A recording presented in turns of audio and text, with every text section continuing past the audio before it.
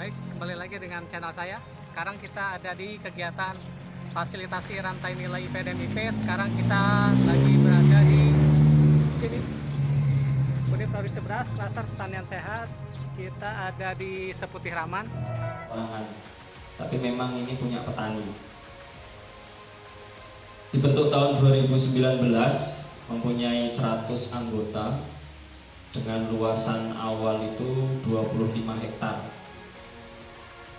Itu budidaya yang kami lakukan, budidaya sehat ramah lingkungan tanpa pestisida sintetis. 100 orang petani ini direkrut atau dijaring melalui kegiatan pembiayaan. Pembiayaan itu yang sifatnya hibah zakat produktif dari Lembaga Amal Zakat Nasional, Lembaga Amil Zakat Nasional, BSM Umat, bekerjasama dengan Bank Syariah Mandiri. Pada tahun itu kita diberikan aset untuk mengelola zakat produktif itu senilai 2,5 miliar, dikelola oleh 100 petani dan 15 orang pengurus serta 1 orang pendamping. Bapak Ibu sekalian, jadi dari awal yang kami ceritakan ini, sebelum nanti kita berbicara tentang rice milling unit atau proses produksinya, nanti pun kalau misalnya ada yang ditanyakan, monggo ditanyakan. Terus kemudian di awal 2019, tepat Februari itu diresmikan. Itu bapak-bapak para anggota ini budidaya padi ramah lingkungan, komoditas varietas awal yang digunakan pada saat itu Impari 42. Impari 42 yang kecil, kalau namanya orang petani itu bilang Thailand. Jadi dari situ kita belajar ternyata kalau beras atau produk pangan itu yang punya spesifikasi khusus atau punya karakter khusus kayak non pestisida ini, kalau kita pakainya varietas Impari 2, Impari 42 itu peminatnya kurang. Karena apa? Konsumen itu tahu, nah ini katanya beras non pestisida kok kayak cerang. Ternyata dari situ kita belajar. Awal mulanya belajar itu dari Pak Karlin, Pak Pardi dan kawan-kawan yang lain. Beliau ini ternyata sudah pegiat organik dari tahun 2011. Pak Sukarlin, Pak Pardi.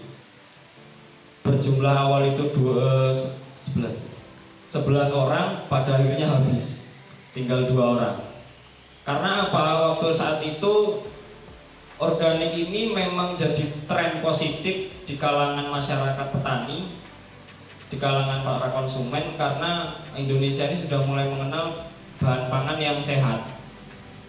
Hanya saja pada saat itu bapak-bapak ini ngeluh di soal pemasaran. Pemasarannya itu nggak ada yang siap ngokuk kalau beras organik itu, gabah organik. Mungkin kalau nanti bapak ibu itu ada cerita di daerah kabupatennya masing-masing ada petani atau kelompok yang siap ngokuk gabah organik, para petani pegiat organik itu luar biasa. Itu keluhan dari teman-teman. Nah ternyata dari keluh kesah itu ada yang merespon. Justru yang merespon ini malah kita nggak nyangka. Ternyata yang merespon itu kita pikir ini orang-orang yang memang pegiat di pertanian atau apa. Malah lembaga amal yang merespon itu. 2020 bulan Juli ya, Oktober Juli kita dapat kontrak senilai 2,1 miliar untuk penyediaan beras Jabodetabek dan Lampung. Berjalan selama 10 bulan. Ini tinggal 2 bulan lagi. Itu Juli. Terus ternyata yang ngelirik kita ini semakin kesini semakin banyak. Alhamdulillahnya. Kita juga kerjasama selain sama Lasnas, BSM dan Bank Syariah Mandiri waktu itu, kita kerjasama sekarang sama Bank Indonesia, Bank Syariah Indonesia, kemudian Balai Pelatihan Pertanian Lampung, Universitas Lampung, Politeknik Negeri Lampung, Universitas Bandar Lampung, kemudian dari Badan Pengelola Keuangan Haji, dan lembaga-lembaga amal lainnya kayak dompet apa kita juga kerjasama, serta dinas-dinas terkait gitu. Misi kami di tahun ketiga ini alhamdulillah mulai kelihatan positif. Jadi para petani sudah pernah merasakan pembagian SHU. Jadi mungkin baru satu-satunya mungkin di Lampung atau di mana yang ada kegiatan yang seperti ini. SHU petani itu tuh satu musim itu dari selain dia itu tuh mendapatkan keuntungan dari produksi gabah, petani itu mendapatkan keuntungan dari sisa hasil usaha penjualan beras tuh per orangnya 800.000 satu musim. Jadi kalau satu musim itu kita bisa ngasih keuntungan ke petani 180 juta nilainya. Di budidayanya juga kita ramah lingkungan. Selain budidaya ramah lingkungan, di petaninya juga kita selisih harga. Mungkin kalau Bapak Ibu melihat tengkulak beli gabah di petani itu malah diturunkan nilai jualnya. Jadi kalau kita berani selisih lebih tinggi. Misalnya tengkulak itu beli gabahnya di petani 4.000, kita berani 4.500. Tanda kutip untuk beras, untuk komoditas gabah non pestisida. Jadi kita berani selisih Rp500 per kilo.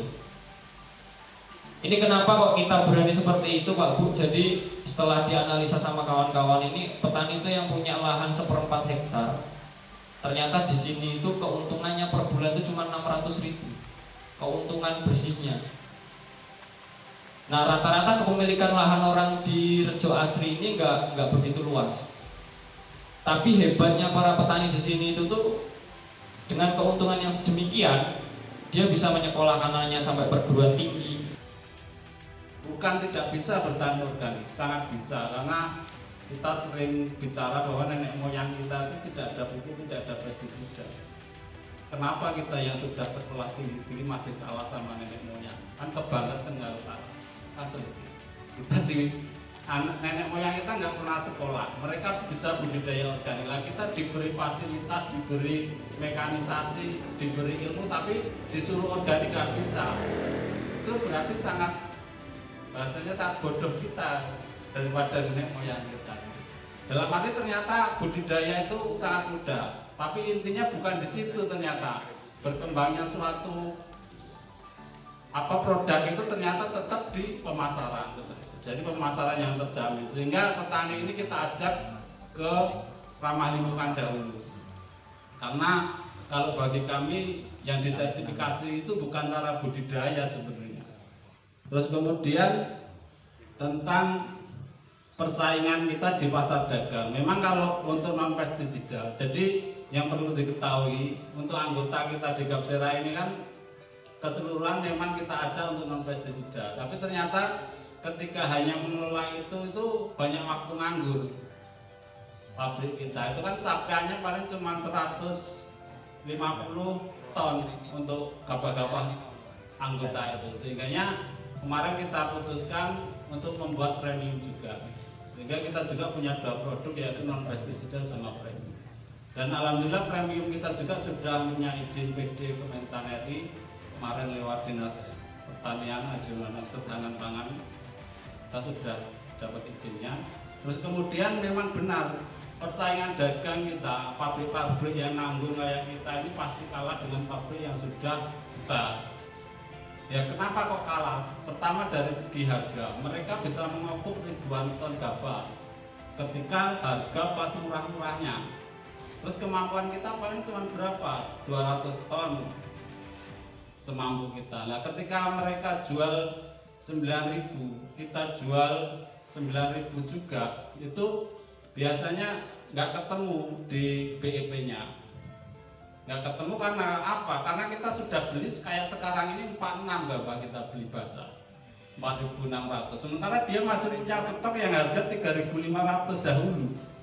Jadi saya sampai lucu waktu rapat di provinsi ketemu sama perizinan produk pangan segar itu Yang terlihat di situ bahasanya yang punya pabrik kecil atau berizin itu hanya 3 orang se-Lampung. Jadi yang lain itu punya asing malah. Terus dari satu produk itu SJ itu punya 13 merek produk yang sudah punya daftar dagang semua. Ternyata coba kita dengarkan dulu di konsumen. Konsumen ini sebenarnya maunya seperti apa sih? Tetap packaging, terus penampakan itu hal yang pertama dilirik dari seorang konsumen. Waduh, packaging itu kalau buat ternyata minimal itu harus 40.000 eksemplar packaging yang bagus itu. Jadi kalau kita nggak mau, tapi ini harus mampu, kita mau nggak mau harus buat, karena memang ternyata yang dilirik sama konsumen adalah packaging. Terus kedua, ternyata dirasa banyak